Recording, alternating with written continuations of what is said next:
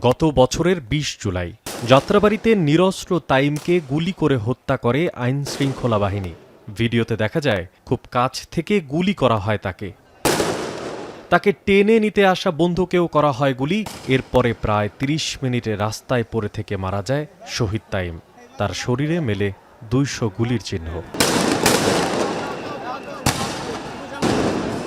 সেই ঘটনায় সাক্ষ্য দিতে সোমবার ট্রাইব্যুনালে আসেন নিহতের ভাই। বলেন, শেখ হাসিনার কাছ থেকে হত্যার লাইসেন্স পেয়েই এমন পাখির মতো গুলি করে মানুষ মেরেছে আইনশৃঙ্খলা বাহিনী।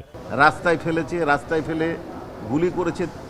প্রথমে চলে যেতে বলেছে, গুলি করেছে, তারপরে চলে যাওয়া মানে গালি দিয়ে চলে যেতে বলেছে। গালিটা উনি বলেননি, অকথ্য ভাষা হওয়ার কারণে এটা ট্রাইব্যুনালে প্রয়োগ করেননি। গুলি করে চলে যেতে বলেছে। চলে যাওয়ার পরে যখন চলে যাচ্ছিলেন তখন পিছন থেকে গুলি করছে। যখন তাকিয়েছে তখন আবার গুলি করা হয়েছে। তারপরে পড়ে গেছে, তখন আবার একের পর এক ফায়ার করা গুলি করা হয়েছে। এদিন শহীদ তাইমের ভাই ছাড়াও আদালতে সাক্ষ্য দেন আরও ২ স্বজন।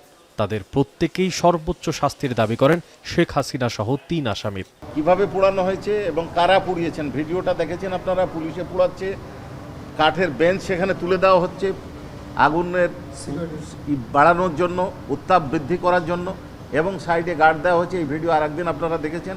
এবং তিনি এই ঘটনা দেখে বলছেন যে আমার ছেলের লাশ আমি এক নজর তাকানোর পর আর তাকাতে পারিনি।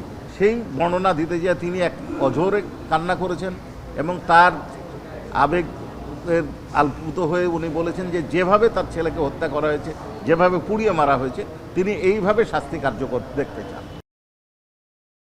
এদিকে ২০১৬ সালে গাজীপুরে জঙ্গি নাটক সাজিয়ে ৭ জনকে হত্যার অভিযোগের মামলায় সাবেক আইজিপি ও সেই সময়ের এসবি প্রধান জাবেদ পাটোয়ারি সহ ৫ জনের বিরুদ্ধে গ্রেফতারি পরোয়ানা জারি করেছেন ট্রাইব্যুনাল। সিটিটিসি এবং সোয়াতের ২টি টিম এই বাসায় একটি অপারেশন করে মর্মে দেখায় এবং সরাসরি এই আটকরত আবদ্ধরত ৬ জন যুবককে গুলি করে বিচার বহির্ভূতভাবে হত্যা করে। তদন্ত সংস্থা প্রাথমিকভাবে প্রমাণের সত্যতা পেয়েছে। সাবেক আইজিপি জাবেদ পাটোয়ারি সাহেব সহ ৫ জনের বিরুদ্ধে গ্রেফতারি পরোয়ানার আবেদন করেছিলাম।